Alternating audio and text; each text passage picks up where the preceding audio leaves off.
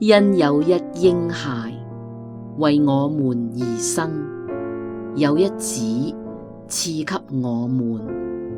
政權必擔在他的肩頭上，他名稱為奇妙、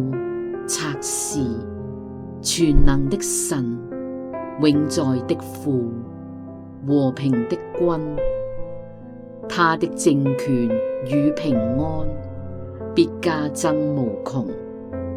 他必在大衛的寶座上治理他的國，以公平公義使國堅定穩固，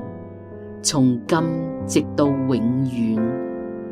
萬軍之耶和華的熱心必成就